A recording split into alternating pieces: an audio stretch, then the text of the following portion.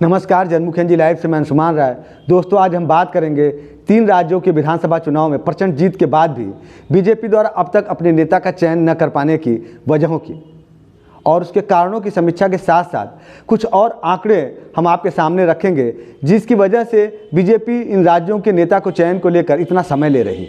रविवार को परिणाम आए हैं 5 राज्यों के विधानसभा चुनाव के, जिसमें 3 में बीजेपी ने प्रचंड जीत हासिल की है, राजस्थान, छत्तीसगढ़ और मध्य प्रदेश में। जबकि तेलंगाना में कांग्रेस ने अच्छी सफलता हासिल की है और अपनी सरकार बनाई है। मिजोरम में क्षेत्रीय पार्टी ने अपनी सरकार बनाई है। इस तरह 5 राज्यों के विधानसभा चुनाव में प्रचंड जीत के बाद भी बीजेपी आज 4 दिन बाद भी अपने नेता का चयन नहीं कर पाई है कि उसे छत्तीसगढ़, राजस्थान और मध्य प्रदेश में किसे मुख्यमंत्री बनाना है।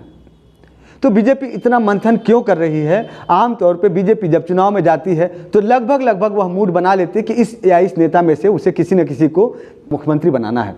इस बार ऐसा क्या है कि इन 3 राज्यों में मुख्यमंत्री के चेहरे को लेकर बीजेपी इतना मंथन कर रही है? लगातार बैठकों का दौर चल रहा है। तो दरअसल वह सारा मामला इन चुनाव परिणामों को लेकर है। जो चुनाव परिणाम आए हैं प्रत्यक्ष तौर पे बीजेपी की प्रचंड जीत तो दिखाते हैं, लेकिन यह चुनाव परिणाम 2024 को लेकर बीजेपी के लिए खतरे की घंटी भी बजा रहे। अब आप यह सोचने को विवश होंगे कि जब बीजेपी ने प्रचंड जीत हासिल की है तो वह खतरे की घंटी कैसे हो सकते हैं? तो दरअसल 2019 में बीजेपी ने इन 3 राज्यों में लोकसभा चुनाव में अच्छी सफलता हासिल की थी। राजस्थान में जहां 25 में से 24 सीटें बीजेपी के पास थीं, वहीं मध्य प्रदेश में 29 में से 28 सीटें बीजेपी के पास थीं। छत्तीसगढ़ में 11 में से 9 सीटें बीजेपी के पास थीं और तेलंगाना में भी बीजेपी के पास 4 सांसद थे।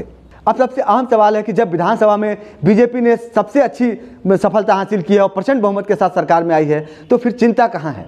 तो दरअसल बीजेपी ने विधानसभा में अच्छे परिणाम जरूर हासिल किए हैं, लेकिन वह राजस्थान में 9 लोकसभा क्षेत्रों में पिछड़ गई है, जबकि वह मध्य प्रदेश की 3 और छत्तीसगढ़ की 3 लोकसभा सीटों पर पिछड़ती नजर आई है। इन सारे राज्यों की तुलना करें तो कुल 83 लोकसभा सीटें होती हैं और इन 83 लोकसभा सीटों में से बीजेपी के पास आज 65 लोकसभा सीटें हैं। और यदि विधानसभा चुनाव को आधार बनाएं तो बीजेपी कम से कम 20 से 22 सीटों पर पिछड़ती नजर आ रही है। और खास तौर से 3 राज्यों राजस्थान, छत्तीसगढ़ और मध्य प्रदेश में बीजेपी को ज्यादा नुकसान हुआ है। और यदि यही ट्रेंड और यही स्थिति 2024 में बरकरार रहती है तो बीजेपी को कम से कम 20 से 22 सीटों पर नुकसान उठाना पड़ेगा। यही बीजेपी की चिंता का असली सबब है, क्योंकि तेलंगाना में भी उसे अपनी 4 सीटें बरकरार रखने के लिए संघर्ष करना है, क्योंकि वहां कांग्रेस पार्टी 9 सीटों पर बढ़त बनाती हुई विधानसभा चुनाव परिणामों में नजर आ रही है। वहीं बीआरएस 4 सीटों पर और बीजेपी को लोकसभा की एक भी सीट नहीं दिख रही है। तो इन 3 राज्यों में छत्तीसगढ़, मध्य प्रदेश और राजस्थान में बीजेपी 18 से 19 सीटों पर पिछड़ रही है। तो इस प्रकार ये जो लोकसभा सीटों पर बीजेपी पिछड़ती नजर आ रही है। और वोटों की बात करें तो राजस्थान और छत्तीसगढ़ में बीजेपी कांग्रेस से मात्र 3 से 4% वोटों में आगे है। हाँ, मध्य प्रदेश में उसका आंकड़ा ज़्यादा है, उसे लगभग 8% की बढ़त हासिल है। इसलिए बीजेपी अपने नए नेता का चयन करते समय 2 महत्वपूर्ण बातों का ध्यान रखना चाहती है। एक तो वह पुराने नेताओं की बजाय नए नेताओं को आगे बढ़ाना चाहती है। दूसरा, वह आने वाले लोकसभा चुनाव को मद्देनजर रखकर ऐसे नेता का चयन करना चाहती है कि जो लोकसभा सीटों पर बीजेपी हारती हुई नजर आ रही है वह हार न हो और आने वाले लोकसभा चुनाव में बीजेपी की जीत सुनिश्चित हो सके, वह वापस पूरी की पूरी सीटें ले सके। क्योंकि छत्तीसगढ़, राजस्थान और मध्य प्रदेश में बीजेपी के पास लगभग सभी सीटें हैं। 65 में से 61 सीटें बीजेपी के पास हैं।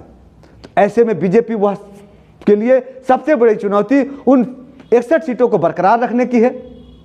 और यदि विधानसभा सीटों में बीजेपी पिछड़ती नजर आ रही है और लोकसभा सीटों में कुछ और पिछड़ी तो उसके लिए काफ़ी मुश्किल होगी।